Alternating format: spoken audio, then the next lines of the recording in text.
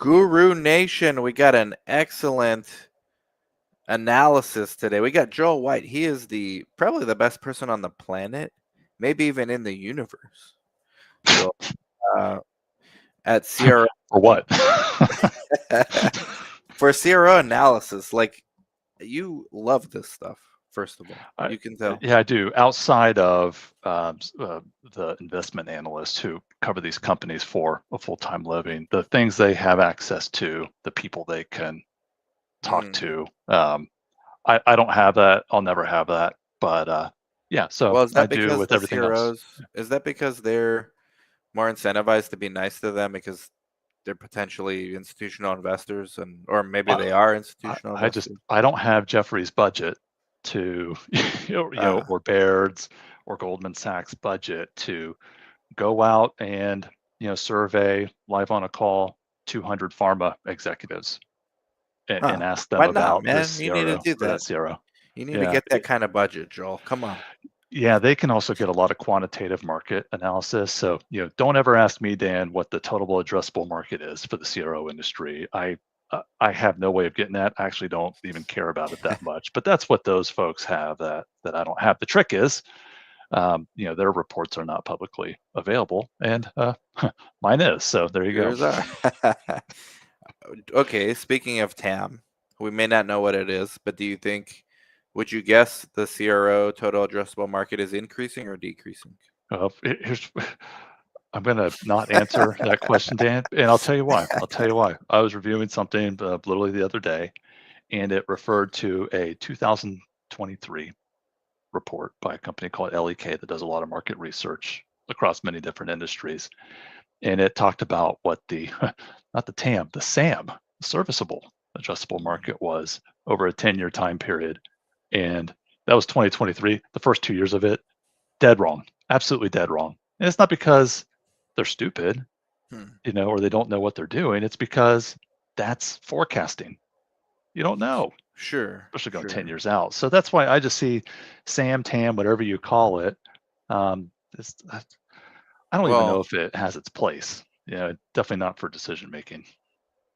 I mean, it looks good on slide decks. I think it's just TAM is good because it gives investors like the best possible scenario. Like if you get 100% of this market, that's what you can get, which is never going to happen. I mean, you get like what, 5%. IQVIA maybe has what, 25, and they're the biggest. So it's just my guess. I don't know. It sounds about. Yeah, but you know what it gets used for, right? It's, oh, we have 1%. If we just get to 2%, we're going to double our business. But it is far more probable that someone with 40% is going to get to 41% than you're going to go from 1 to 2. And it's like you're 1% for a reason. And unless you dramatically change, or unless you were 0.1% last year, now you're 1% this year. If you've been at 1% for a while, the odds are very high you're going to stay at 1%.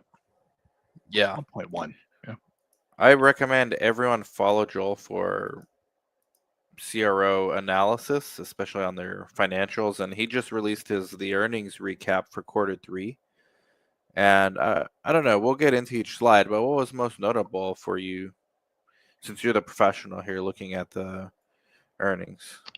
Yeah, there were a couple things very, very relevant to you and the side of the industry that you're closest to. Is that, yes, CROs, they're seeing a rebound in their revenues, but within a CRO, not all revenue is created equal. About 7 or 8 years ago, the accounting rules changed. So whereas before, if you sent a contract to customer, or if you sent a customer a contract, it was $10 million. And 7 million of that was service fees, and 3 million of that was just pass-throughs, sites, vendors, items that you make no money on. You would only earn revenue on the 7 million. Pass-throughs were just completely ignored. Starting about 7 or 8 years ago, the accounting rules changed. And so now that 3 million of pass-throughs counts into your revenue, even though you make zero margin on it whatsoever. That wasn't a CRO specific rule that applies across pretty much all industries that have long-term service type contracts. Applies to Boeing, you name it. Okay. And okay, so anyways, you've got these two types of revenues now. You've got service fees, you got pass-through revenues, and they're not broken out. on these financial statements. So you just have to go off of what CROs say. And they're saying that, yeah, we're starting to see a rebound in growth, but it's heavily disproportionate towards increases in pass-throughs. Mm. And so I was like, man, I'm seeing this a couple quarters in a row. Where are all these pass-throughs coming from? So I asked 10 CRO pros in my network, people I've known a long time. All 10 of them, Dan, said sites. All of them said sites.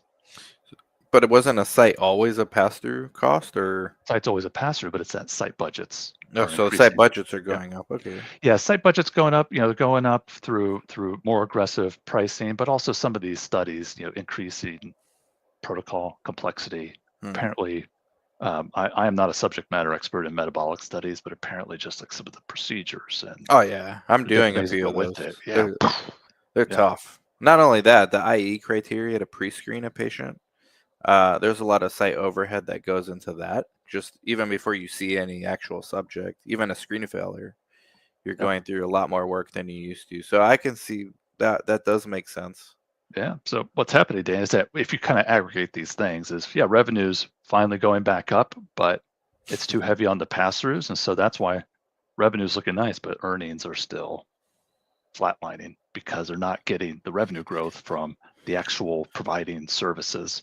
So, the rebound is there. Like I can feel it. You just get intuition about stuff. Like you're like, okay, we're in a multi quarter rebound, but I'm not super pumped up yet because until I see a 5% revenue growth be accompanied by a larger earnings growth, then it just tells me Huh. that they're just getting more revenue by taking money from the left pocket and putting it to whoever's in Right, the right pocket, sites or vendors. Yeah. right. Essentially, accounting tricks. I know there were some critics of Nvidia's recent earnings saying, well, a lot of this is like bogus. There's like circular Circular. invoicing and Yeah. all that kind of stuff. But maybe that's the pass-through cost as well for them.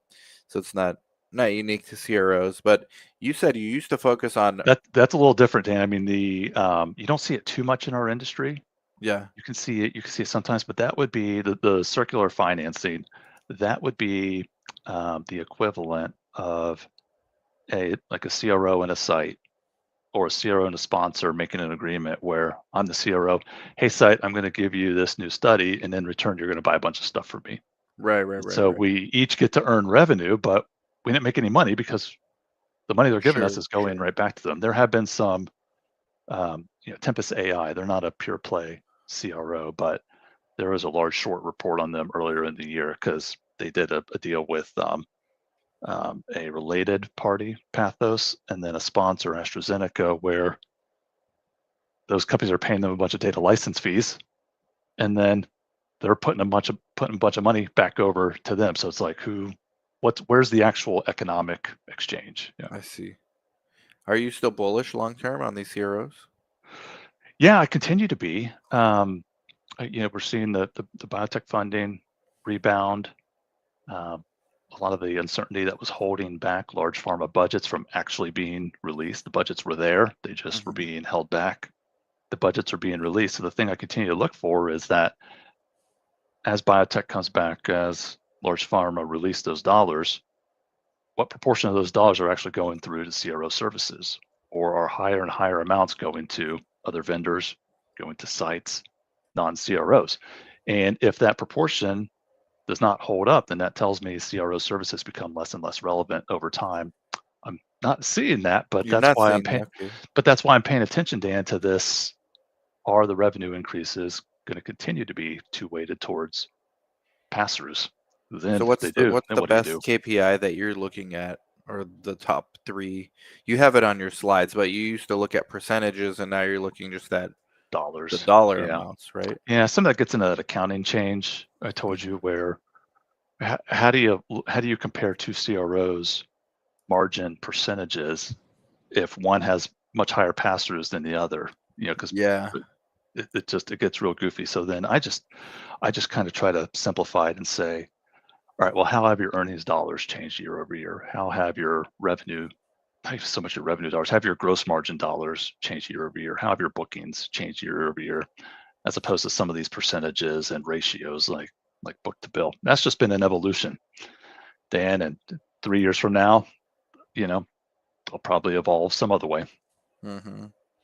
Yeah, now RFPs are up, double-digit Yeah, increases, but yeah, more it seems like more CROs are getting them and more in the mix to compete for the same projects. yeah. That's part of the rebound that I like to see. When an IQVIA says their RFPs are up 20% on a dollar basis, 20%, and that's not ABC Biotech, sending them two RFPs instead of one. That is serious juice from all segments of the industry. So that's a leading indicator. It's been higher and lower quality over the years, but you can't ignore those kinds of percentages. So that tells me there's a lot of companies out there looking to place a lot of money with CROs, at least over the next year. Right. And the last couple of years, so if you compare this year so far, quarter three 25 to just in general, quarter three 25 for the CROs compared to quarter three 24, what are you seeing as far as differences between those time periods? For RFPs, Or for anything in general? Like what stands out to you as yeah, something yeah. we should look at? Q3 last year, it was bad. Um, it was tough. Biotech funding was frozen. Oh, that was Large pre-election. That's what, yeah, okay. It's pre-election, but it was also Okay. just part of a general downturn, and biotech funding and pharma uncertainty. And then yeah, I mean that escalated when you got into tariffs and some policy stuff earlier this year, but that Right. didn't come out of nowhere. It was starting last year. So Q3 2024, that was part of a multi-quarter situation last year where Mhm. cancellations were way up. You may have seen some of that, delays were way up. And CROs are ultimately, I just one of the slides I had talk about themselves as professional service firms, and to succeed as a professional service firm, you have to be able to manage your resources based on the work that you have. And so, what's very difficult for any professional services company is when you've staffed up for certain projects, then those projects go on hold for 6 months, or they totally cancel out, and you've already hired Right. for it. So it sucked. I've known so many people who've been affected by layoffs over the past couple of years, but Yeah. you don't have a Yeah. choice, Dan. If you're running a large global CRO and your biggest studies get canceled out or they get pushed another 6 months, that's tough. I think the last time you were on, we focused more, this was before the whole Trump, revamp of the entire economy. We talked more about outsourcing project managers to Latin America. We talked about That's right. Yeah. outsourcing entire departments to Europe and Latin America. It looks like that's done as far as like that infrastructure is built out. And what you had in between our last talk and this one is like a huge wave of layoffs, several rounds of layoffs. So it looks like now the uncertainty from 22, 23 getting flushed out, or you think they're still overspending? What do you It's think definitely is a lot of it's flushed out. Yeah, I think a lot of it's flushed out. And looking into hiring and the way they were talking about it is, um, hopefully seems like the worst layoffs are over. I certainly hope that's the case. The trick is, I spent so much time the past couple of years working on productivity initiatives. AI is the buzzword for it, right? But it's not just AI. It's basic automation, other types of improvements, and then Dan, attrition and turnover is at all-time lows, and so you've got more productive people in house well, because they've been doing their job longer. They're not everyone's they're not gone. leaving. Yeah, yeah, Whoever's left is like, this is not the time to be looking around. I'm yeah. glad I have a job. So if your workforce is more productive than ever, and you've got new technologies that are finally moving the needle Mm, on various processes and things like that, well, if you're expecting things to come back 10% next year, maybe you only need to hire up 1 or 2%, and right. definitely seeing that. Are you seeing margins improve? Profit margins? Yeah, it's going to be for the profit dollars, for me. So Right. where you can kind of see more of it is on the EBITDA line. So really been hitting hard on sales, proposals, accounting, finance. Some of those functions that aren't related to how many projects you have, um, but no, margins and earnings, they've still just been relatively flat because of that pass through effect I was telling you. if you're a CRO and your $10 million budget goes up to $15 million because you added $5 million in site payments, you get an extra $5 million of revenue, but your earnings are not changed. In fact, your margin goes down because you've got the same earnings on more revenue. It's just this bizarre revenue quirk. But they don't have to factor in when they pay that to the site that it gets rebalanced back out of the. Not to get Yeah, too much in it's accounting. just neutral. Yeah, it's just Okay, neutral. okay, So it's margin-free revenue. That's okay. a bad thing for anyone listening. You want your revenue to have profit margin with Yeah, it. and And most so investors want a growth. I think Rick's the Lilly CEO for those investing in CROs. I would assume they're similar to the people wanting to invest in pharma companies. You're looking for uh, 7 to 10% growth every year is what he said, and um, they're getting that because of increased efficiencies on their end, which I think some of that might mean CROs maybe getting less, or it's certainly not the sites because we kind of yeah, agree that they're getting paid more. So it's yeah. got to come out of somewhere. I don't think it's the tech vendors either. Although now the tech vendors are owned by a lot of the CROs, which is another. I wouldn't say that. I would take the opposite on that. Oh, the opposite. Okay. I would take the opposite on that. But I like have someone like IQVIA, for example, like they basically have every solution for a sponsor they would possibly oh, need. okay, yeah. Sorry, I thought you had yeah. So they don't own many tech vendors outright, but they do provide quite a Sure, few sure. platforms themselves. However, um, so a lot of that is available that they offer, but they still partner out a substantial share of Hmm. what needs to be spent on clinical trial technology. The number one technology is EDC. IQVIA is not going to, hey, we're going to use the IQVIA EDC. No, they don't. They don't have that. They're going to use, Medidata, Viva. Well, I guess Viva would be an option now since they settled their lawsuit. But Right. very few CROs have their own EDC, as an example. Some do. MedPace does. Some others do. But even then, That's they still have to right. be proficient in other MedPace systems. does. They got it Man, all. you're right. They're actually the best example of all-in-one technology.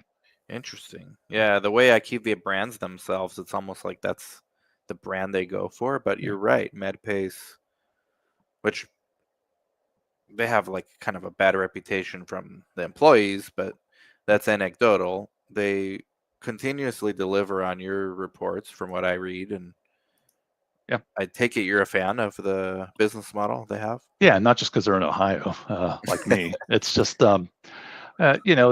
it's one of those cool companies, Dan, where it is, still founder led for 30 plus years. Wow. No kidding. Um, they keep a huge proportion of their operations here in Ohio. They have a beautiful campus down in Cincinnati. Have you visited? I've not been inside. Man, they need to give you a tour. You're like their retail champion. No, I know, man. When I visited CTI, which is a smaller but still decent sized CRO just across the river in northern Kentucky, I drove past the MedPace campus. But things are so close to the vest there. They've got their corporate headquarters there. They've got their phase one clinic there. They've got a BioA and other labs there. Mhm. I put in previous report, the CEO owns the hotel next door. He owns the aviation charter company that they use for private jets. He owns most of the real estate in the There you area that go. they lease from. So it's just As he should. It's that part. horizontal Yeah, integration. that part may not be the cool part, but they have their own tech. They've had their own tech for 30 plus years that they can run their studies on. They don't have some of the data products that IQVIA has, but when you're talking EDC, CTMS, RTSM, all the typical acronyms, Interesting. um, they have it, um, and but my favorite part that I called out is nobody seems to compete with them. And IQVIA's CEO even said, "Yeah, I was surprised when I saw an amazing, paraphrasing, an amazing report from MedPace, and then my team tells me they never see them." So I'm like, it's one of life's great mysteries, But MedPace Where's as a MedPace? stock, so I'm looking right now, It's $16 phenomenal, billion market cap, and phenomenal. IQVIA, I would guess is like 38, so double, like more than double. the size. Double, but check this out, Dan. IQVIA has something like 80,000 employees. MedPace has, I think it's Hmm, 5,000. okay. So you think Amazing. you think MedPace is by far the best business model from the CROs out there? They're the best performing, Hmm. and in my world, the best performing is usually the best model, right? Yeah, It's yeah, no, my performance world speaks for too. itself. Yeah, Well, my world as an investor, yes. As a site owner, we could be uh, picky, but yeah, I yeah, agree with you there. What else would there be to look at? Fortria's CEO said something insightful, an anecdote. Can you maybe yeah, share a little bit about what he was talking about? yeah. I mentioned earlier about how some of the pharma and biotech budgets were being held back until some certain uncertainty released, and he and IQVIA CEO gave some really good anecdotes. The one he had is Fortrea had run the phase two for an undisclosed biotech, and the phase two produced excellent results, but they had to sit back on it for a variety of reasons, some economics, some FDA and policy. It even talked about like there were certain people who either left the FDA or moved elsewhere. They didn't feel like they could move forward with phase three until that all got sorted out. Right. And all of a sudden, they just started seeing all these situations like that resolve in a positive way. And then, just almost like out of nowhere, they call up the Fortria salesperson and say, "I need a proposal in 2 weeks. We need you to start yesterday." Wow. And so I was telling you about earlier about professional services firms. Nothing's worse than a cancellation or delay. Nothing's better than getting a call out of the blue saying, "We need you to start in 2 weeks. Send me the contract." So it's goes both ways, Dan. Yes, it does. And I see the MedPace's chart now, and I see what Beautiful. you're talking about. Yeah, amazing. And how they are able to still fly under the radar when it comes to being part of the conversation, and Yep. not in the non-business setting, just in Yeah. our ClinOps. They're usually just an afterthought, but they're Dan, they own no sites, unlike IQVIA and Icon. IQVIA expanded their site holdings. They own no sites. They do no acquisitions. Doesn't mean they never will, but they do yeah, no acquisitions. Like I said, they keep everything lean. close to Cincinnati. Yeah, very lean, and but Mhm. their performance is extraordinary. They have no debt, Yeah, I see their which is chart looks extraordinary. excellent compared to IQVIA's over the Yeah, last 5 years. yeah. Like a Wow. guy at CNS Summit a few weeks ago, he called me MedPace man. I was like, well, love to be a, Hey, maybe that'll be you your know, first sponsor. Do you have a sponsor yet? You need a game. sponsor for these No, new stuff. no, no. But I was like, game knows game. It's just call me whatever you want. I know a good one when I see it. That's incredible, man. Okay, so biotech. This is where I start getting interested. I mean, I love your analysis, like always. I try to read between the lines, and I'm lucky that you're able to come on and share with Guru Nation. But the biotech to me is the most interesting. Like CRO is a little bit boring, man. I mean, you Yeah, make it interesting, but it's generally a boring space. But biotech, I mean, it's constantly something going on, volatile. I think I have this theory that biotech is like a leading indicator for the rest of the economy. Because if you look at the last 2 years, last three, maybe 4 years, biotech's been getting crushed.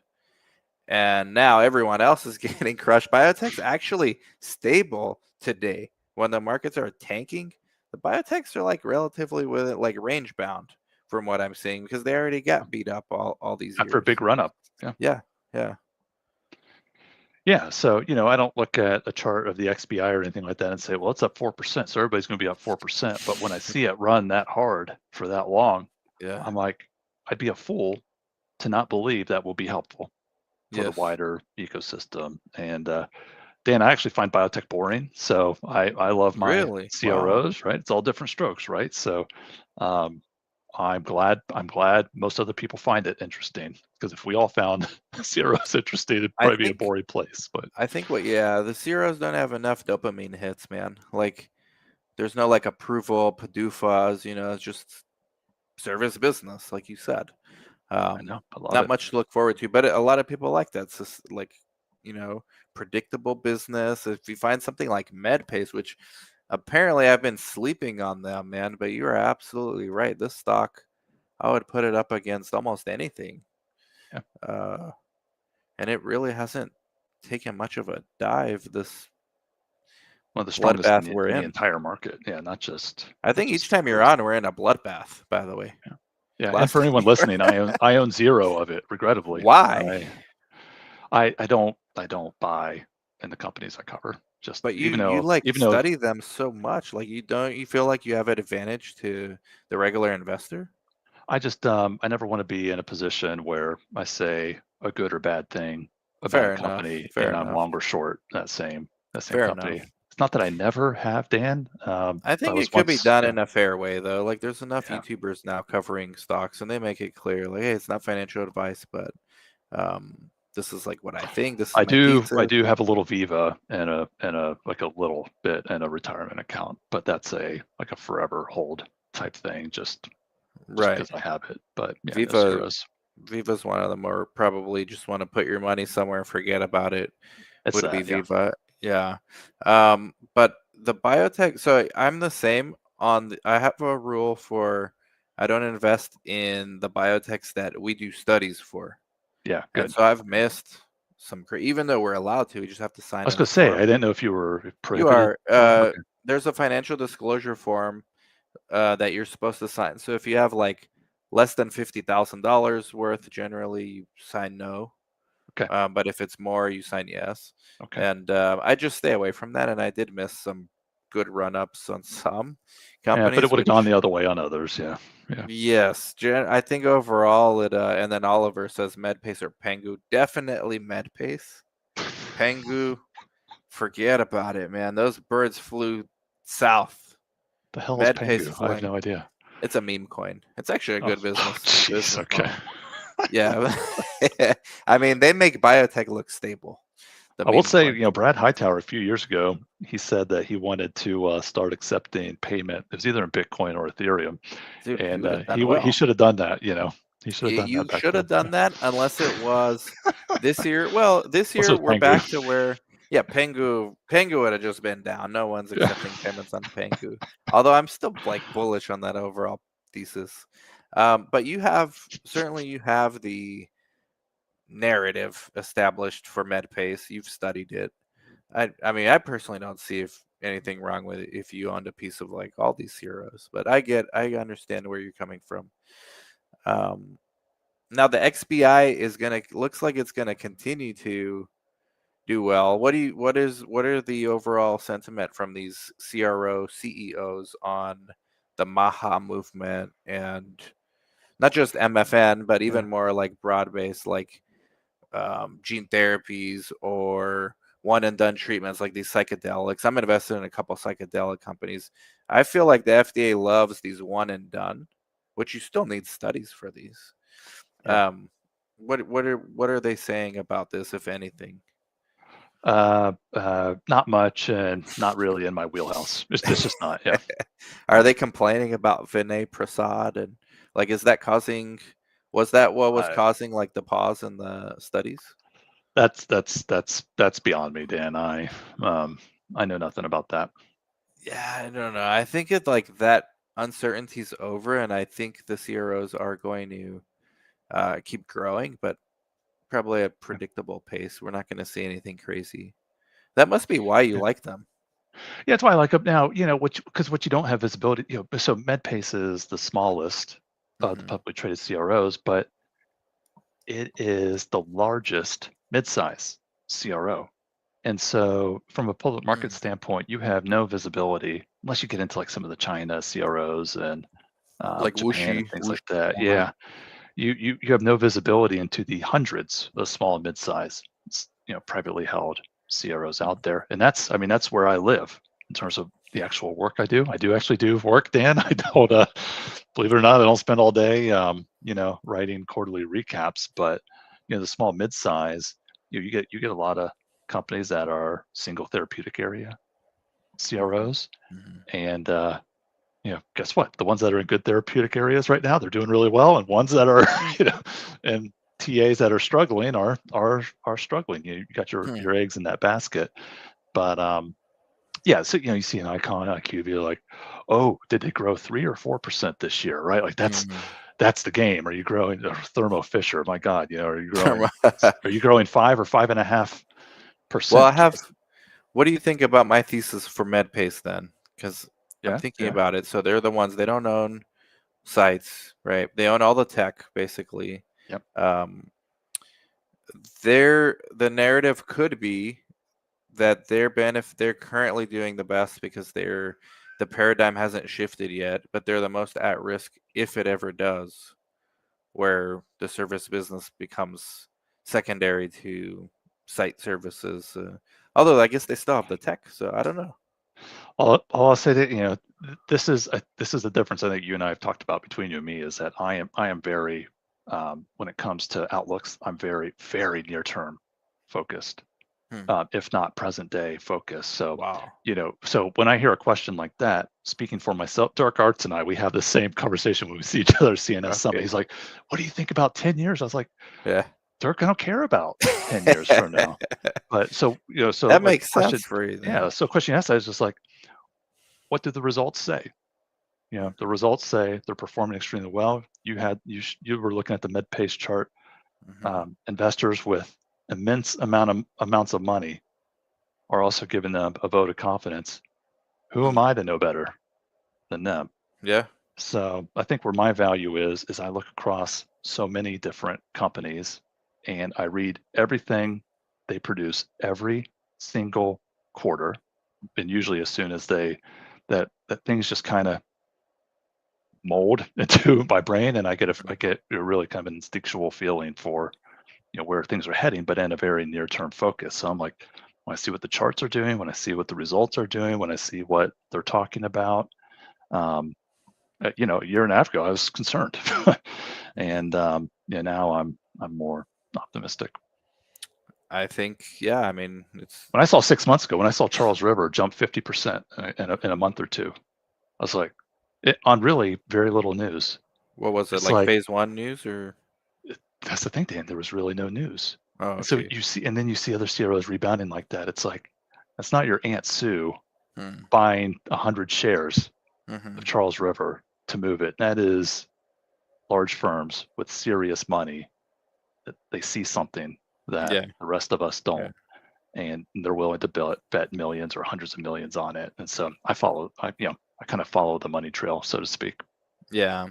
I mean, I could I could definitely steel man your position, and it actually doesn't seem that far from being the reality. The narrative used to be, well, okay, all these CROs are buying sites because the business is going to change.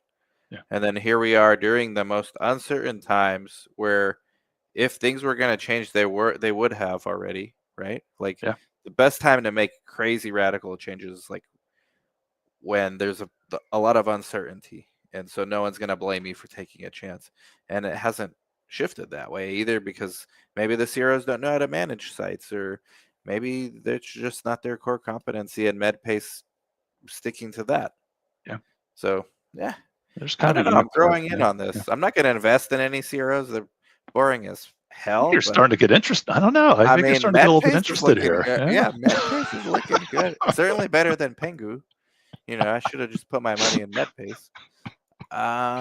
Phase I one read is this, there's back, only a handful of CROs that are publicly traded, whereas there's thousands of biotechs. Like and if I there's were ever to thousands of do a meme quarterly coins too. recap of biotechs, I would You'd go die. I wouldn't be able to schizophrenic. do it. Yeah, Yeah, you there's go. just too much. You don't. Impossible. You can't possibly do all of them, but like therapeutic areas, sectors, you find Yeah. in biotech. That's the whole thing about like how do you discover which stock to even start looking at? Well, at some point, either what you know, so your therapeutic areas, or something you're interested in, because that's going to force you to get an alpha over the Yeah. competitor, right? And Yeah. Then know where keep to you cut your doing due loss diligence. if it doesn't work out. Yeah. Exactly, exactly. There's a lot to choose from though in the biotech space, and in the Yeah. CRO, I mean, you can just buy the whole basket, I guess. Yeah. There's only like 6 of them. Yeah. Yeah. There's not many. Yeah. phase one, universally positive commentary on spiking phase one demand. This is a thorough slide deck. I mean, we're only halfway through this thing. Yeah, there's 20 of them. It's one of the shorter ones. I really try to keep it under 25, No, you're but the best. You're the best at this, man. yeah, phase one. I like that. it would be hypocritical of me to say that, oh, if phase 1 is hot, that means phase 2 and 3 is going to be hot later on. That would be hypocritical of me because it was it was some time ago. It was at least a few years ago. Phase 1 was in the dumps, and so I was like, oh, late phase is going to suffer, and it didn't. I've never seen that perfect correlation or even a good correlation. All I know is that phase 1 is really hot, and I guess I'd rather have that working for me. What's possible Big explanation? picture. Like these cancer stuff, the breakthrough designation, they can skip phase Metabolic. 1, Yeah. metabolic. Yeah. Yeah. Metabolic, man. That's Huh. you're just hearing it all the time. Yeah, GLP-1's the obvious one, but it sounds like there's more than that. And it's to the point where even a company, Fortrea was the most explicit about it. You know, they're one of the strongest phase 1 CROs, period. They have a lot of their own units. Demand is so explosive that they are having to outsource their phase 1 work to other CROs, phase 1 clinics, Wow. because the demand is just Ah, I see. For the just phase it's 1 just out. clinics. Yeah. Yeah, it's just outstripping Hmm. supply. So again, it's Interesting. not that does not automatically mean that phase 2 is going to be wonderful, next year, which phase Right. 2 and 3 is more the bread and butter. But yeah, like I said, I'd rather have that working on my side than phase 1 being in the dumps. Yeah, yeah. And the phase 2 you got to look carefully at as well because that's where most IP go to die or go to get reiterated. Yeah, yeah, So, yeah. interesting. Trick is that relatively few CROs own their own phase 1 clinic, so that benefits those who do, obviously. Very few. Wow. Relatively few, yeah, yeah. Okay. Covance. They're now Fortrea, right? Or what is Covance? Yeah, they're pretty much for Tria, yeah. Okay. But even IQVIA does not. IQVIA does not have their own I thought phase they 1 had a clinic. bunch in Kansas over there, Overland Park, and Used to, but not anymore. No, what wow. IQVIA did, Dan, they wanted to make a push into early phase oncology. But Uh-huh. that's not healthy volunteer. So they did two things. One, they were talking earlier in this year about how they were doing selective deep discounts to win types of work that they normally wouldn't go that hard for, but they were kind of being coy about exactly what it was. And then in September, they bought a large SMO, Next Oncology, capital NEXT Mm-hmm. Oncology. They didn't give the exact number, but they said most of the 400 and some million they spent on acquisitions was Next. And so it's just kind of come out that, yeah, they basically spent a bunch of, they did some heavy discounting early in the year to win some early phase oncology that they normally wouldn't push that hard for. And now they own an oncology SMO that can drive some more work into. And it's like, wow, you go into 2025, you're weak in early phase oncology. And now you've got your own SMO for it. And you've got you've got a nice chunk of new studies. So I was like, well done. Well, they have to do something because their chart compared to MedPace is, investors Yeah. are probably questioning Yeah. themselves at Yeah, that but point. also you were talking earlier about the pass-throughs, right? So if a Yeah. bunch of your pass-throughs are sites, this isn't a reason to buy Mm. sites or Mm. SMOs, but those pass-throughs now do become your Yeah. own margin generating revenue. It's not as simple as, oh, really? Oh, I should buy a bunch of sites, but it doesn't hurt, if Right. you've got the right other reasons to do it. Synergistic, strategic. Yeah. Yeah, Non-MedPace reasons. MedPace seems to be non-med pace reasons. Yep. Yep. ignoring that strategy and seem to be rewarded for it. Yeah. Pricing environment. Pricing competitiveness is finally returning to normal levels. Yeah, I cover this every quarter in part, Dan, Okay. because I'm a pricing consultant. So I have Yeah, you have mostly to. for Yeah. CROs, right? Yeah. So it's something I need to track. But um, I was touching on it a little bit with IQVIA. And it was absolute dogfight earlier this year and last year because we're talking about professional services firms. If work is starting to fall away, if it's getting canceled, if it's getting delayed, if some things you thought you were going to win, you're not winning as much because the RFPs are going out to more CROs. Well, you only have a few options. You can lay people off. You can only do that to such an extent, or you can try to buy some work. If you're usually only given 5 or 10% discounts, discounts are much more of a thing amongst CROs and sites. In terms of like explicitly, my budget's 10 million. I'm going to give you $1 million discount. Right. So you discount real heavily, to try to win the work, so that way you can keep people employed, at least, I keep see. the lights on. So it was an absolute dogfight, especially you had some CROs who were in real trouble. Um, but it definitely seemed like that had lifted a bit. I still I see in see. my own work, quite a bit of dogfighting out there, but some Yeah. of the absolute ridiculous stuff I was seeing early in the year has tapered off finally. Well, your whole insight about RFPs increasing would Yeah. allude to more competitive nature amongst the CROs. Yeah, it'll lose more competitive, but also alludes to that funding being held back by biotechs and pharmas. So if you're a biotech and you're still waiting to raise your money, what do you do, Dan? You're going to conferences, Hmm. you're still taking meetings, from CROs who are reaching out to Interviewing, you. yeah, trying to And forecast your yeah, expenses and all that. Yeah. if it took you an extra 3 to 6 months to send your RFP out, you've met 3 other CROs in that time. Okay, well, all of a sudden now you're sending your RFP out to 7 CROs instead of the 4 you were planning Right. to. And I see. um, yeah, so it means I see. multiple things. Yeah, Are you seeing, does your analysis show any like niche or boutique CROs getting acquired, or is that not even a that factor? is happening. Okay. That's happening. It feels like once or twice a month now. I just saw one a couple days ago, Julius Clinical, which is a heavily okay. So Julius Clinical, they are mostly a European CRO. Earlier this year, they bought Peachtree, which is a US CRO based in Atlanta. And then just the other day, they bought P95, which it's a small, but they're in all kinds of different places. They're in Africa and some other places too. Okay. So there's been a good bit of that this year. Is it higher or lower than historical norm? I don't know, but there was almost none of that last year. You have, yeah, yeah, yeah. So you have a company called Avestia Clinical, which has gone through like 3 iterations of its corporate name. It bought a small CRO in the US. It was another Europe acquiring an Mm, American CRO to bolster its presence. So there's that kind of stuff going on all the time. There have been plenty of CROs going through private equity changeovers, or getting an investment mhm. um, for the first time. So there's always that activity going on. It just doesn't get the limelight because you can't pull up their chart, right, and Yeah. see what their stock did yesterday. Yeah, Right. Well, they don't have investment analysts covering it. there's rumors that private equity markets are not doing very good. Uh, Brian says thoughts on push down of AI from sponsors. This is a good question, Brian, and the impact to site selection. Are sites investing in these capabilities and presenting to sponsors as much as CROs? That's for you, sir. Yeah, I guess the sites are, the smart ones are.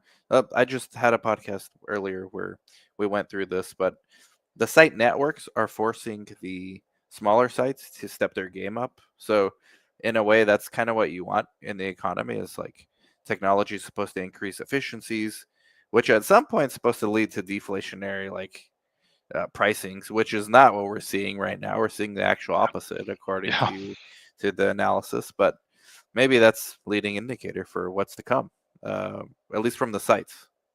I don't think so, but I mean, if we start streamlining everything at the site level and these big site networks start doing it and they have acceptable profit margins and they have AIs doing some things that humans used to do, yeah, I could definitely see downward pricing pressure on sites, which sounds like it would be a welcome thing from CROs and sponsor. So, yeah. I did. This isn't on the site side, but Brian, I wrote something that was last week, and it was my wrap up from being at the CNS summit a few weeks ago, where Dan and I had this awesome experience. I got to interview yeah, you six. killed it, man. Oh Good man, it's job. great. Got to interview 6 CRO CEOs in a row, 20 minutes each, 2 hours total. It was awesome. I mean, it was like a career So pinnacle you for interviewed me. all of them, all of, All of them, all of right in a them. row, man, right in a row. Wait, It were these was recorded anywhere? Or? no, no, we're working on that Joel, for next year. come on, man. You at least bring your iPhone out, like the audio. Come I'm on. sorry, man. I should have. It was seriously, it's a lesson learned. We had a recap on it, and Wow. that was my big lesson learned. Congrats It to just you, wasn't though, man. available. Yeah, it just wasn't Congrats, though. available. But now you But got them Brian, comfortable talking to you, right? Like you can probably reach out and yeah, have and them. I knew several of them, Okay. and in my world, like you're just one degree away from Yeah. Most CRO folks. Yeah. But oh, what was I going to say to Brian? So I did a recap last week, and it was talking about AI a bit, but also larger technologies. This is on the CRO side, but right now the big push on AI and automation is reducing internal cost of doing business. It's not necessarily flowing through in pricing to customers yet, but it will be, Mhm. and then providing a vastly better customer experience, keeping in mind that the CRO's customer is the sponsor. And Correct. doesn't mean they're ignoring sites, but always have to remember who the CRO's customer is. Well, it's complicated because to truly please the sponsor, you need satisfied sites. So, Yeah, or else the sponsor's gonna hold that against the CRO. yeah. So it's more nuanced than It is than still amazing though, Dan. Um, how many CROs still have to run reports and send them to sponsors where sponsors just can't get access themselves. like Um, they don't have dashboards or anything for the sponsors. Sometimes they do, Maybe sometimes they don't. MedPace has it. But They seem to be the probably the they only have a big, one that can yeah, have that. they have a full portal, but it's still amazing how much of that happens. That doesn't mean that's the case with every single system they use, but it's amazing how prevalent it still is. Man, you're making me more and more of a MedPace fan. All right, Which I never thought. easy there, man. Like they've had the worst reputation of. You might be And signaling the top by saying that. So yeah, I'm like Jim Cramer for the CROs. Hey, yeah, buy MedPace, guys. Actually, it looks pretty frothy at this level. yeah, yeah, don't. Uh, they haven't had a Not dip. saying do or don't. Yeah. Yeah, this is not financial advice. Please just go buy Pengu in that case. Uh, then this is what you just said. CROs are doing more work with less people. Voluntary attrition is near Yeah. all-time lows. I don't expect. Hold on. This part might scare people. Hold on. I don't expect to see headcounts jump back up. Yeah. People, you just pissed off a lot of people, man. No, people know. They know. Where are they going? These people, biotechs? The ones who've been let go, Yeah. a lot are still looking. Hmm. Right. There's definitely, I don't think we have long term. You know how, in terms of the full economy, we have numbers Yeah. on the long term unemployed as opposed to short term. Hmm. I would, oh my gosh, I would do anything to see metrics on long term unemployed amongst our peers. Amongst our peers. I think it would look like a great financial crisis type chart, Seriously? but just for our Just industry, for life especially if you sciences, R&D specifically. R&D and especially CROs, I think it would be really Oh wow, ugly. yeah. And most of Serious. them are moving around, just to other CROs and such, and biotech and pharma hiring is picking back up, but really Wow. rough, man, really rough. Yeah. And no signs of improvement in that regard. Not yet. We'll see. But that's where the pass-through stuff that we got to see more genuine service fee growth, because that's See, there's ultimately the only something way a here. CRO can hire people back.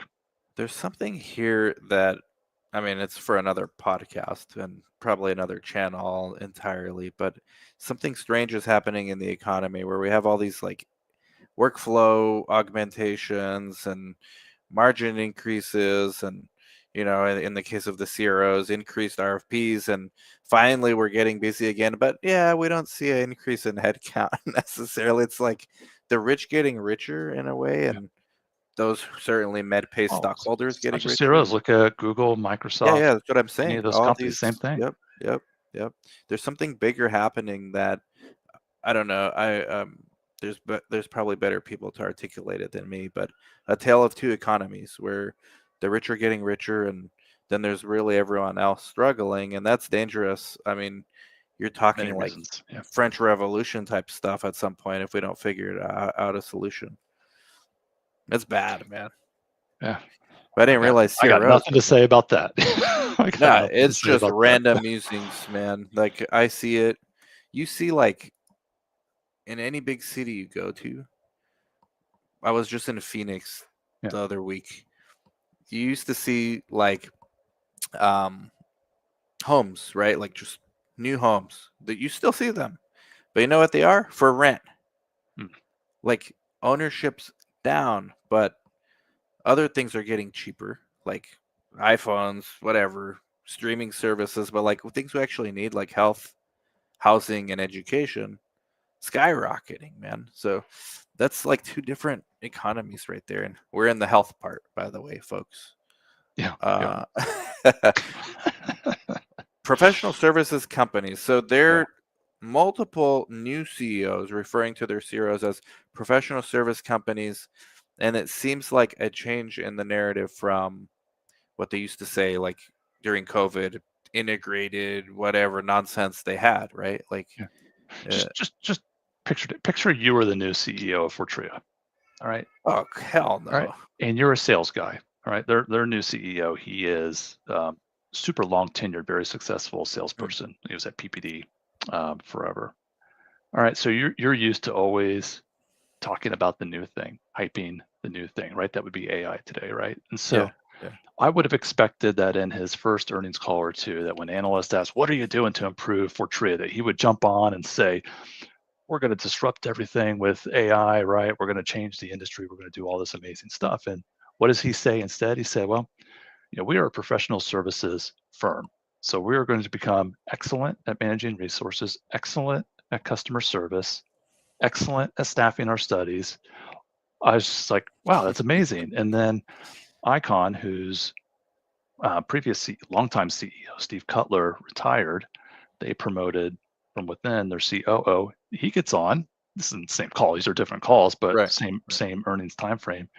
And he talks about the things they're going to do as a professional services company. And so, Dan, when I write these recaps, I'm mostly writing to myself. And so I was just writing to myself a reminder that you got to remember these are professional services firms that live and die by how well they treat their customers and manage their own Core resources. competency, man. I mean, a lot of that's probably due to like the uncertainty around the legalities of what can you do with a protocol. It's not really yours, so you can't just run Yeah, AI through it. Like, because us as sites too, we have to deal with that. But we're not publicly traded companies, so we're not under yeah, that same level of scrutiny.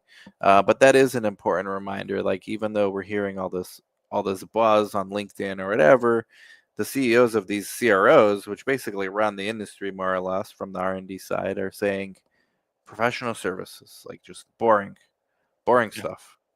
But part Microsoft of what, Excel. yeah, yeah, part of what makes it boring is that we can get to a point where we feel like we need to tell our customers what to do. Well, let's pretend you and I are two CROs Okay. that, man, if only I could get my customers to start doing this, or I really like this particular technology, this new platform.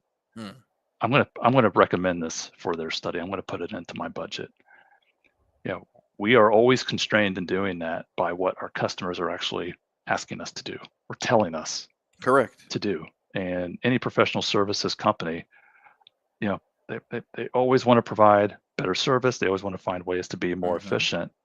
And they're always out looking to make sure they're not missing the boat on new things that could be impactful on the industry, Yeah. but they're Yeah. always constrained by what their customers are actually willing to do, what their customers are asking them to do. You saw this with risk-based monitoring several years Hmm. ago, where all of a Hmm. sudden only 20% of CRFs were ever going to be SDV'd. That just never played out because customers weren't willing to go for it. Too At risky. Too Risk-based risky. monitoring was too risky, At ironically enough. CNS Summit, Alistair Yeah. McDonald, CEO of Worldwide, and John Ratliff, CEO of Premier, they were on stage, and they were talking about how they were it's ACRO, one of those organizations, and Scott Gottlieb, former FDA commissioner, was just Mhm. blasting them about, on behalf of all CROs, blasting them that CROs are not being aggressive enough on risk-based monitoring and Mhm. reducing the amount of monitoring. Mhm. And they were able to show that 70% of the proposals they were sending to sponsors proposed risk-based monitoring. Sponsors were only accepting it 30% Yes. of Yes. the time. It's like, so you're always constrained by what your customers are willing to do. You're also constrained by your competitors. If you're the only one proposing that new tech solution and you're not justifying it from an ROI and your competitors aren't proposing it, then you're going to lose. So it's a healthy constriction. And it might be like a prisoner's dilemma of sorts, like who's gonna go first, maybe. Yeah, yeah, Um, but I understand. Let's theoretically, okay, let's say Eli Lilly comes out because I'm with you. If I ran for a tree or whatever, I'd like to run MedPace now after talking to you, but yeah, I run for You don't Tria. want to follow a founder, Dan. Okay, bad Don't want one, to follow a wrong one. I founder. want to I want to run the worst performing one, where it can't get worse. I won't Which say one is that. Yeah, that, by the way? I won't name any there. Ah, come on, Joel. Which one, man? For Tria. Okay, so I'm running for Tria. Um, all it's gonna take is for Eli Lilly or Boehringer Ingelheim or one of these big pharma to say, you know what? We allow these tools for AI use. You can run UCRO can run our protocol through these tools and come up with creative efficiencies. I think we're not that far from that, in my opinion, but maybe I'm wrong. No, there's That's gonna change everything if yeah. they do that. Look, you don't have these up on the screen, but on Yeah, sorry, 18 sorry. for anyone who's got it up on 18, it's called Selling AI to Pharma. And I caught this comment from the CEO of Certara. Certara is a drug discovery Uh-huh. company. They also own Pinnacle 21 on the stats side, but very, very early drug discovery platform. And what he had said was that when it came to AI, but also just innovative products in general, he said, starting a year ago, there's all this excitement that pharma was willing to try things, but they weren't actually willing to buy these products until they understood, quote, the full implications of putting AI in terms of data security and how the products will be used. Mhm. And so I'm sure they're doing pilots and things like that, and Yeah. the cream will rise to the top or whatever the saying is, but it takes time. Takes time. We have other vendors not doing protocol stuff, but they are, well, yeah, they are. They're from the patient recruitment side. I'm Yeah, seeing sponsor sanctioned. They're not CROs, but sponsored sanctioned vendor AI use cases for certain verticals like pre-screening patients, which makes a yeah, lot of sense for that pharma because it's valuable to them. But this would have been CRO work a decade ago that's okay, now being farmed out to non-CRO unless they start yeah, buying them. Everyone except MedPace will look to start buying these ones. yeah, CNS strength. One place you might meet MedPace is in the CNS ops. They're well known in metabolic and cardio, but look at this 55% increase in CNS central nervous yeah. system revenue from MedPace. You're right. You're right. And that, Wow. and that's why I don't just listen to what they say, and I don't just read their reports. I read their whole filings, like The their whole Q10 or whatever, the 10Q. 10Q. Yeah, Mhm. and I had I've seen, it's just I read so much of this, I forget who has what in different places. But so it was like I know I've seen before MedPace break out their therapeutic area performance, but when I saw it a couple weeks ago, it was like I'd seen it for the first time. Wow. And I was looking at that, I was just like, oh my. I'm like, because I was sitting there, I'm like, where is MedPace getting all this new business from? And why are they outperforming everyone? Wow. And I So knew CNS. metabolic was a piece So of it. who's I knew, losing that CNS market then? I don't know if anyone, I mean, it's not like everybody's growing 55%, but Sure. I don't know You who. think the No, CNS market is just growing? Like, I think it's growing. Yeah. yeah. Maybe not 55%, but I know psychedelics are getting big, and that's a brand new vertical. So yeah. there's, it's not a zero sum game. There's more stuff coming out.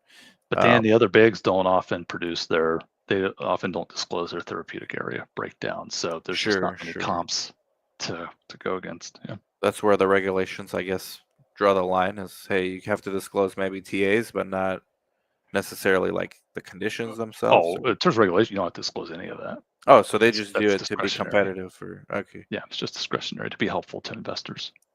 Oh, Um, thank you. The but MedPace yeah, I'm one's always definitely. trying to, get a sense of what therapeutic areas may be on fire. And I saw that. And then some of the work I do, the company's like, Mhm. oh, okay, there's something going on there with CNS. Yeah. Metabolic oncology always, unfortunately, Yeah. but Rare. metabolic not surprising. The Lilly CEO said there's like 80 different GLP-1s being researched right now, and Unbelievable. Lilly themselves have 12 of them of those 80. So Dude. they're going to be more than 1 trillion soon, man. Yeah. Yeah. Um, SaaS, software as a service. I heard SaaS is dead. Tell that to Viva. So you just Yeah. do this like CRO plus Viva, right? Well, This yeah, an metadata is part of the salt. So the only thing you okay, get okay. from metadata is Dassault will disclose Medidata's revenue performance, and they're down. They are down. They're doing Down bad. 3%. Down Yeah. 3%. So now, Coordinators love metadata, but that doesn't mean anything. Like the sponsors. CROs love metadata. Full disclosure, anyone hearing this, so or looking at my report came out the day before Viva's. Viva is like a month off track. They have a weird fiscal year. So you see 21%, 21%, 21%. It's more like 16% based on their latest quarter there. Yeah. So did they beat earnings, the Viva? No. The recent? No. No, I mean, it wasn't tragic, but Okay. They missed. but, It was I mean, a small miss. markets had a tough week. Let's just Wow. say, Dan, it was a tough week for anyone to release earnings into. Yeah. What were They the got biggest? hammered. Damn. What was the biggest takeaway from Viva's earnings? I have not fully digested it. I've only seen headlines. They have IQVIA resolution, so presumably like that'll affect the next quarters, not this one that they just had, maybe. We'll see. And this is something where I do take what they say at face value, which is that it's good they got it resolved, but it's not game changing for their businesses. It helps IQVIA serve their customers better, because before, if one of their pharmas said, we really want you to start using Viva for safety, or or some other product, I don't know if they were saying no, but it's like, well, no, let's use ours. Now everything's resolved, and I mean, they were fighting it out, Dan, for almost 10 years, litigation. Right. What was it about? IP infringement. So just stop me if you don't want me to get into it, but Viva was formed. They were not spun out of Salesforce, but their founder, Peter Gassner, was a top guy at Salesforce, broke out, and Viva was built on Salesforce's platform, on their infrastructure. That was their OEM. And then I guess the way they built it or such, IQVIA went after them. And just the whispers I've heard is that IQVIA kind of held the upper hand in the litigation. But they had the upper hand, but it was hurting them with some of their customers who were dissatisfied that they weren't as proficient on Viva's products as they wish they were. It was definitely hurting Viva, because Viva sells multiple data products, and IQVIA, people think of IQVIA as a CRO, is much more than a CRO. It has a massive data and technology business, unbelievable. And one of our prescriptions here at home that has a very unique copay type of situation. When my wife calls in, she talks to someone from IQVIA. I mean, it has nothing to do with clinical research whatsoever. So they've got this huge other business with all of this prescription and other data, and Viva couldn't have it in their data products. And so now IQVIA can work, more on the up and up with Viva's products, and Viva can have IQVIA's data in their data products. So it's a win-win. Glad they got it resolved. It's just always frustrated me that they were fighting each other. You could tell, Dan, I love these companies, and it's like if two of your good friends are, at odds with each other, or hate each other, you just want them to, find a way to get past it. Yeah, you guys get along here. And is Gilling still running this company, or nope? Like nothing, not even on the board or anything. I don't know that. Okay. I got to do a documentary on him. I got to deep research him and do a mini doc on. I think that'll be next on my list. Yeah, absolutely. One of the handful of prime industry pioneers. Oh, yeah, I mean, basically, after Captain Lind, he created the. In my opinion, never met him. Wish I had. Maybe we'll someday. But yeah, McKesson's not a CRO. Their CFO said no thanks. Right. Yeah, but they own US Oncology. They bought it was a practice network, but it also had clinical research sites, Prism, that got them into ophthalmology. Yep. And then they did McKesson's like an $80 billion company. Yes. And then they did a JV with HCA, another 80, very wide range around that. Another absolutely massive monster company, for Sarah Cannon Research, which does have a tiny CRO. A couple people, they wrote me and they said, "Oh no, they do have a CRO. It's tiny, Dan. It's like 12 so people." Yeah, it's very tiny. The SMO though is huge, and they don't break out its financials. I would give anything to see that, Dan. They just don't. They don't provide it. But it was just a reminder to me that, two companies with a combined market cap of however many hundreds of billions of dollars Sure. have a large SMO like that. And McKesson's public though, right? They both are. Yeah. Okay, yeah. Yeah. MCK and HCA. Uh-huh, uh-huh. When they have 'Cause that, when then they have their own wholly owned sites too, and they're both extremely successful. Like if they ever just decide to say we're going heavy yeah. on research, like again, it's a note to myself to not stop watching those Interesting. guys. Yeah. Well, some more anecdotes regarding McKesson. So I always thought of them as like you order your supplies from there, but Yeah, now it's that I'm true. Yeah. they do that well. This biotech I'm invested in, Iovance, it's a one and done treatment for metastatic Yeah. melanoma, a bunch of other stuff. Tumor infiltrating lymphocytes. Actually, the Steven Rosenberg worked on this in the 70s. Nice. National Cancer Institute. So, anyways, I was like how you analyze these CROs. I analyzed Iova, and they're using McKesson. They've partnered with McKesson to advocate for the patients when it comes to the payers not wanting to Yeah. cover the experimental treatment. And they Interesting. found Okay. that was one of their areas of inefficiencies. Like they have to do that in house, argue with all these, insurance Yeah. companies. McKesson, they hired McKesson not just for the supplies and logistics, but handling that stuff on behalf of the trial and now on the commercial end. So McKesson's got their hands in a lot of stuff we don't Do. even realize. And that's where I distinguish these types of big companies from other companies that have tried to make an impact and didn't, like a CVS, Kroger, Mm. They Walmart. should have been the ones doing that. You're right. You're right. Um, Walgreens Boots Alliance, whatever they called it.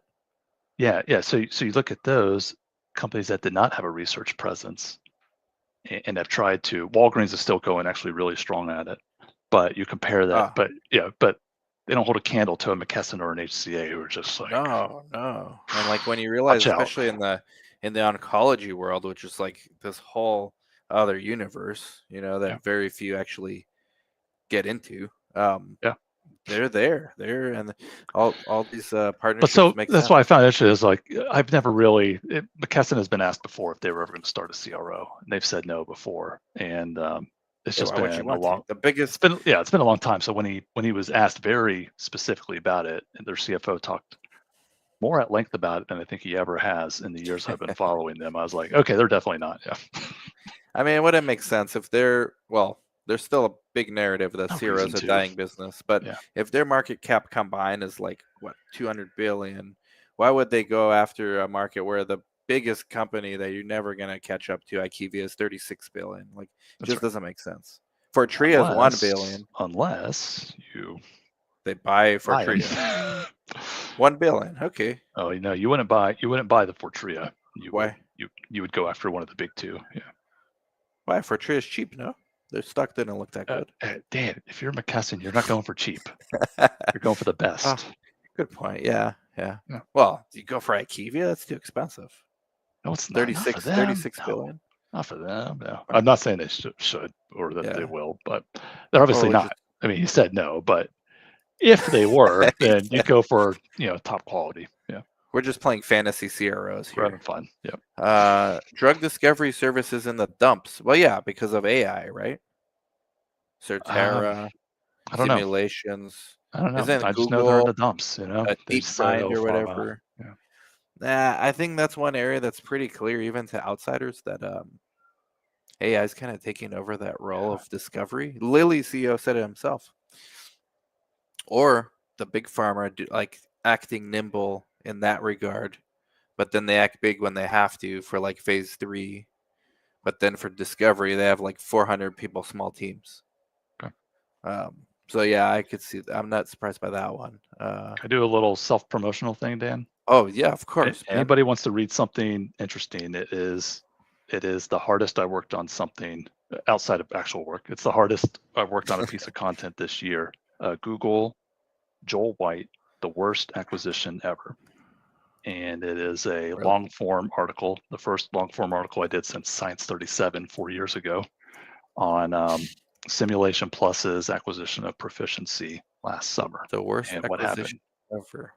Yeah, it should take you to a LinkedIn Yeah. I'll put newsletter the link article. underneath. I'll put the link to both of these underneath and to Yeah, it's a long Joel's read. link. Give yourself some time, but it's I feel like it was my best work this year. Wow. You're turning into Walter Isaacson. Dan, it might be a long time. It might be another 4 years. That thing took Would you ever serious write a book time. about the CRO industry? If I wrote a book, it would be about pricing professional services. So Yeah. it wouldn't be, Dan, it would not be the most exciting thing I in the just want world. someone to write But one that's what on I'm that. passionate about. That's what I'm passionate Didn't you about. share somebody wrote a book on the Yeah. CRO? The So dude from we were what's talking that about CRO? CNS earlier, right? Yeah. CNS therapeutic areas. So Yeah, there yeah, is yeah. a CNS specific CRO called Clinilabs. There you go. Their name is Clinilabs. They're not a lab, they're a CRO. Uh-huh. They're up in New Jersey, New York, and Dr. Gary Zamet is their founder CEO. He started them in 2000, and um, I could put in. There's a lot of books out there on clinical research. He wrote the There's book, yeah. there's very few on CROs, and this is the first book I've ever seen where a founder talks about how he started a CRO. He started in 2000, how it almost went bankrupt, which would have included his personal Mm-hmm. bankruptcy on their real estate lease, and then the rebound all the way up through him selling a piece of it to private equity about a year ago. So Okay. it's a great story. I think it's about 200-page book, but it's like double spaced. It's very, very easy Yeah, I read. think The I first, ordered it as soon as you're a must yeah. follow account. So when you Oh, thanks, recommend a man. book, I'm like, okay, now this dude nerds out on this kind of Yeah, stuff. the first half of it is about how he built the company. So it's a history of the company, which you just never see those. You never see those, Dan, in our space. So No. I was all over it. And then the second half is more like CRO 101. Okay. But it does have a good piece about tech at the end, and he talks at length about EHR to EDC and some things like that. Yeah, he's a great guy. I got to interview him at CNS Oh, Summit a couple okay. weeks That's good. ago, and yeah, he's a great guy. I reached out to him and we'll see if he Yeah. wants to get yeah. I told him I just ordered the book thanks to Joel and I don't think he's read it yet. Let me see. He's got better things to do than He's running a CRO. Yeah. Well, didn't he sell it? He should have time now. They still got that transition period, no? Yeah. Oh, private equity doesn't play around either. They don't buy you to like replace you. You gotta. Yeah, no. He's gonna be very busy. I take that back. If IKEA bought them, he can chill. After a year. Yeah. After the Yeah, standard 1 year. sure. Maybe we'll get him on. I don't know. But thank you, Oh, Joel. This oh, was that'd be great, great. man. Yeah. Yeah, you're welcome, This Dan. was awesome. I'm gonna have links to the slideshow underneath. I should have like Cool. shared the screen, but I don't know. That's all right. Was too busy like reading them and thinking of what to ask you because this is even though it's like boring industry, it is our industry that we're Yeah. in, and I think we should know it. No, what Hey, doesn't that not make everybody sense to finds know it it? boring. Not everybody finds it boring. Well, if you dig deep enough to where like it starts affecting you, it's no longer boring. I think that's the trick. I'll tell you one last story. Then, when I was at Yeah, CNS Summit a few weeks ago, I know I've mentioned it. I just had a great time you there. I was love at that place, man. Are you sponsored by CNN? I gotta no, get to one of no. these things. You should. Who runs it? Lipset? Actually, you know what? Their primary focus from a development side was psychedelics. You had been all Was over it. Christian Angermeyer there from Atai Life Sciences? Or Yes, the Compass guy was there, the and at Compass? least one or two. They were and they did panels. They did all kinds of stuff. But Damn it, man. yeah, last story I was going to tell you is that at one of the speakers dinner Tuesday night, the go around the table question was, what would you do if you were not doing what you do now? And money was no concern or whatever. And I said I would be a business historian and I would write a history of the CRO You're industry, Walter all the Isaacson, man. founders, Yeah. all that For stuff. Blood and So Money. yeah, What would you title it? You can't use For Blood and Money. That's I taken. wouldn't But use that. Come on, man. no, but something like that, man. Like Dan, you wouldn't for want me to invoices. title it. How about I for would call it. invoices Yeah. and money? You wouldn't want me to title it. I'd call it something horrible like the history of CROs, right? Yeah. Yeah, I'd leave that up to the publisher. Yeah. I think you can do it, man. I like that. I think you should do it, not can. I think you should. Yeah. Well, we'll see. I'm enjoying what I do now, in Of terms of the course. newsletter and things Of like that, and course. jumping on with you. This is great. And you got to keep doing it, man. Everyone, Joel White, a must follow account on LinkedIn. Absolutely must follow. And if nothing else, just for the CRO recaps, but also he shares, rare resources like that CRO book, that long form article on the worst merger ever. The worst acquisition ever? Yep. I got to read that. I don't know how I missed that. It's all right. That's why I It's wanted to okay. mention it. Yeah, thank you. Likewise, if anyone is listening to this like on replay and don't know Dan's work, I've learned more about you, Dan, on the site side than from anywhere else in 20 years of being in this business. Wow. So, and Well, it's not thank you. just, how sites are better than this. You talked about ownership and all kinds of stuff. So it's awesome. Thank you, man. Yeah, you got to connect both sides to see like That's right. holistically That's right. the big picture. Well, thank you, Joel. Everybody go follow right now. Go read, go get educated, and catch you guys later. Q4 should be a doozy. Yeah. Late February. Happy Valentine's.